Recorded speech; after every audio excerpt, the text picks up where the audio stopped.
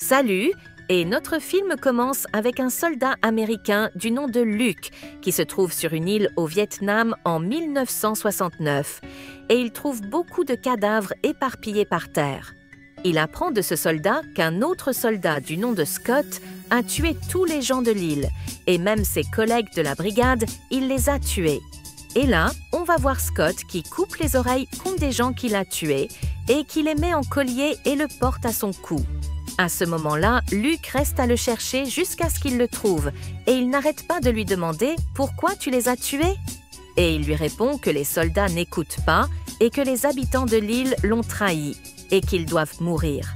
Et il va l'attaquer à l'épée lui aussi et lui dire que toi aussi tu dois mourir. En même temps, Scott tient avec lui deux otages, un homme et sa femme. Il tue l'homme sur le champ et Luke, à ce moment-là, essaie de sauver la femme et la fait fuir. Mais notre ami, il a pointé une bombe sur elle et l'a tuée. Et à la fin, tous les deux se sont mitraillés, un qui frappe l'autre. Le lendemain, on saura qu'ils sont morts tous les deux et l'armée américaine arrive et prend leur corps. Et là, le film va avancer dans le temps et 25 ans vont passer sur cet incident. Et précisément dans le quartier général de l'armée, on voit un avion de combat arriver au quartier général et une grande camionnette bizarre en sort. Et de cette camionnette sortent un groupe de soldats. Et ils étaient nommés les soldats internationaux. Et on va apprendre que ces soldats ne sont pas des gens normaux. Et la surprise, c'est qu'entre ces soldats, on va voir Scott et Luke. Et ils vont les envoyer dans une nouvelle mission. Un groupe de criminels ont réussi à prendre le contrôle d'une centrale électrique. Et ils détiennent beaucoup d'otages. Et toutes les minutes, ils sortent un otage et le tuent devant le monde entier. Et en même temps, une journaliste et animatrice est présente sur place. Elle fait le reportage de l'événement. Elle s'appelle Fornica. Elle arrive en retard comme d'habitude et elle n'arrive pas à se passer de sa cigarette. Et après, on va apprendre que les criminels détiennent toujours 30 otages avec eux. Et ils veulent que le gouvernement américain libère un de leurs amis de prison, en échange de laisser les otages en vie. Bref, à ce moment-là, des forces de soutien arrivent avec eux, les soldats internationaux. Et ils commencent à prendre d'assaut les lieux avec une grande habileté. Nos frères sont au top, avec pour slogan « Une balle est mieux que deux ». Nos amis sont bien entraînés et en même temps, les balles ne les atteignent pas. Et à la fin, ils arrivent à libérer les otages et tuer le gang. Et là, Luke va se rappeler ce qui lui est arrivé sur cette île et le jour où il est mort. Bref, les journalistes demandent au colonel, qui était responsable des soldats internationaux, et lui demandent combien de soldats ont été blessés dans cette mission. Il leur répond que c'est la 3e mission des soldats internationaux qui se passe avec succès, et sans aucune blessure pour aucun des soldats. Et là, les journalistes ont voulu prendre des photos et parler avec les soldats, mais le colonel ne va pas vouloir. Au même moment, Fornica dit à son équipe « J'ai une idée, on pourra grâce à elle atteindre les soldats. » Et elle les prend et va au quartier général de l'armée où se trouve la camionnette qui contient les soldats. Et là, on va savoir que les soldats se figent après la fin de chaque mission dans une température en dessous de 0. Le colonel parle avec Luke et apprend de lui qu'il se rappelle encore de tout ce qui s'est passé le jour où il est mort. Sur le champ, le colonel donne l'ordre au médecin de lui donner un sérum. Et ce sérum efface la mémoire. Et ce qui s'est passé, il prend le sérum et oublie. Et au même moment, la journaliste commence à se rapprocher de la camionnette qui contient les soldats pour voir ce qui se passe et essayer d'atteindre un des soldats. Jusqu'à ce qu'elle arrive au corps d'un soldat qui a été blessé dans la dernière mission et elle le prend en photo. Au même moment, il ouvre les yeux et se relève vers elle. Le colonel la voit sur les caméras de surveillance.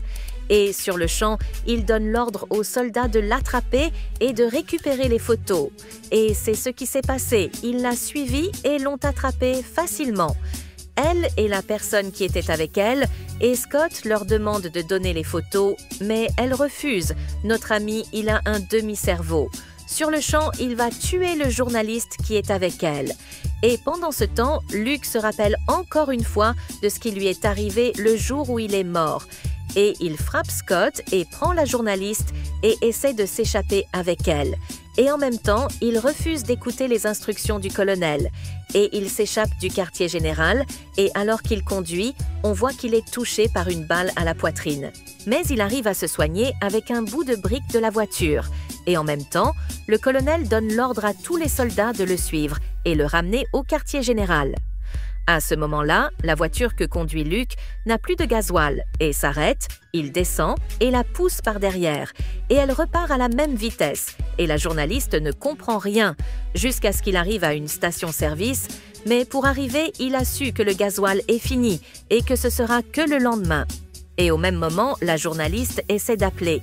Mais le propriétaire de la station refuse encore une fois. Et il leur dit que la seule solution, c'est de prendre une chambre pour y rester jusqu'au lendemain et payer 50 $. Et tout ce que vous voulez, vous allez le trouver. Et c'est ce qui s'est passé. La journaliste le paye et ils prennent une chambre. Et on va aller aux soldats qui savent où ils sont et ils vont aller les prendre. La journaliste apprend aux nouvelles qu'elle est accusée du meurtre du journaliste que Scott a tué et sur le champ, des soldats les attaquent et leur tirent dessus à la mitraillette et ça a tiré de partout. Luke commence à utiliser son habileté, il casse les murs et entre et se déplace de chambre en chambre. Et après, il vole une voiture et s'échappe avec elle et la journaliste. Et nos amis leur tirent dessus à la mitraillette. En chemin, la journaliste lui demande « C'est quoi ton histoire? Tu casses les murs et la mitraillette ne t'atteint pas, et tu pousses la voiture et tu la fais partir à sa vitesse normale. Est-ce que tu n'es pas une personne normale ou quoi ?» Et il lui répond qu'il ne sait rien du tout. Et ils s'en vont jusqu'à ce qu'ils arrivent à une petite station d'essence et Luke lui fait chercher sur son corps l'appareil de suivi. Et elle arrive à le trouver et elle le retire de sa jambe. Et après, les soldats savent où ils sont et ils arrivent et encerclent l'endroit. Et quand ils attaquent, ils sont surpris et savent que Luke leur a tendu un piège. Et il fait exploser tout l'endroit et la majorité des soldats brûlent. Et au même moment, le médecin et son équipe essaient de les sauver. Luke et la journaliste profitent de l'occasion et entrent au milieu du camion et prennent de là des papiers et beaucoup de documents. Et ils s'échappent de l'endroit en voiture. Mais Scott leur était caché dans la voiture à l'arrière et il voulait tuer Luke, mais notre ami a su comment se débrouiller. Il freine et le jette de la voiture et s'échappe. Après, le colonel va dire à Scott « C'est pas grave, pour moi la mission est finie, je n'ai plus besoin de toi, on va rentrer chez nous, rentre chez toi, toi aussi, au camion. » Et là, Scott va refuser et il lui tire une balle et tue le colonel. Et il leur dit « À partir de maintenant, c'est moi qui vais donner les ordres. » Et il commence à tuer toute personne qui s'oppose à ses ordres.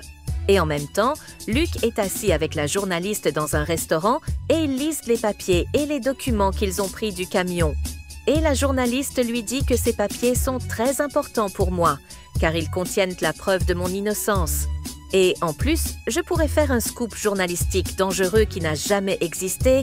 Et au même moment, le médecin va voir Scott et lui dit « Les appareils disent que ta température est très élevée et ceci est un danger pour toi. Tu dois rentrer dans les appareils de refroidissement. » Et il entre. Et là, le médecin veut effacer sa mémoire et le contrôler de nouveau. Mais Scott s'en aperçoit et prend son assistant et le met à sa place et le tue. La journaliste sort et fait un appel et laisse Luke au restaurant. Et il est en train de manger et la nourriture lui plaît. Jusqu'à ce qu'il finisse toute la nourriture du restaurant. Et quand ils lui demandent la note, il leur dit que je n'ai pas d'argent et je ne sais pas pourquoi vous parlez. Et là, ça va commencer à se battre entre eux. Luke, celui qu'il frappe, il le met KO. Et il n'y a que des coups qui tombent sur eux, tous du chaos technique, jusqu'à ce que la journaliste arrive et elle ne comprend rien.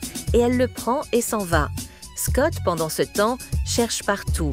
Et le médecin essaie de se débarrasser de ce soldat qui est encore vivant. Il lui met une bombe dans ses mains. Mais le soldat lui prend ses mains et ils explosent tous les deux dans le camion. Et en même temps, Scott cherche encore Luke et il frappe toute personne qu'il trouve en chemin. Et l'important, c'est que la journaliste a pu savoir d'après les documents qu'ils ont volés, l'endroit et la maison du médecin qui a fait l'opération à Luke et ils retournent à la vie. Et ils le rencontrent et là, le médecin va leur raconter tout et que ça fait un bout de temps qu'ils travaillent avec l'armée sur une invention qui est la réanimation des soldats morts et qu'ils ont réussi. Et le début était avec Scott et Luke, il y a 25 ans. Bref, après ça, Luke va demander à la journaliste de le laisser et de retourner chez elle à la maison. Et il lui dit « Toi maintenant, tu es en sécurité et Scott ne va pas te chercher toi, mais il me cherche moi. Et maintenant, tu as le scoop journalistique que tu voulais et la preuve de ton innocence. » Et il lui demande de partir, mais elle n'a pas voulu partir et le laisser. Et pendant ce temps, la police arrive et les encercle et ils arrivent à les arrêter. Et ils les prennent avec eux. Et pendant qu'ils sont sur le chemin dans un camion de transfert, Scott arrive à les rejoindre. Et il entre avec la police et ils se battent. Et il leur tire dessus à la mitraillette et tue les gardes et même le chauffeur du camion de transfert. Et là, Luke va essayer de contrôler le camion. Et en même temps, Scott leur lance des grenades, mais la journaliste les prend et les jette en dehors du camion. Et à la dernière minute, Luke arrive à contrôler le camion de transfert et fait descendre la journaliste pour qu'il sache comment se débrouiller avec Scott. Et c'est ce qui s'est passé. Après une grande poursuite entre eux, Luke arrive à faire tomber le camion de Scott d'un grand sommet et il explose avec lui. Et après, il va retourner voir la journaliste et elle va le ramener à son tour à ses parents, sa mère et son père. Et après que la journaliste se soit assurée de lui, elle va le quitter et ils vont partir avec le reste en voiture quand Scott s'arrête. Et là, on va savoir qu'il a réussi à survivre à la mort et il la prend en otage, elle et la famille de Luke, et il leur crie dessus. Et sur le champ, il sort et ils commencent à se battre. Et ils se donnent des coups de poing. Au début, Scott a réussi à le frapper le premier et il lui fait mal. Scott allait tuer la journaliste avec une bombe. Et là, ça va fâcher Luke de ouf. Et il va se relever et va commencer à faire avec lui le vrai du faux. Et il n'y a que des coups de poing. Notre ami, quand il frappe, il ne se rappelle pas. Et à la fin, il le tue et le met dans le moulin à viande pour le faire taire une fois pour toutes. Et après, Luke va aller s'assurer de ses parents et même de la journaliste qui était sortie saine et sauve de l'explosion de la bombe. Et c'est là que le film est fini. Si vous avez aimé le contenu, appuyez sur le bouton « J'aime » et abonnez-vous pour recevoir toutes les nouveautés.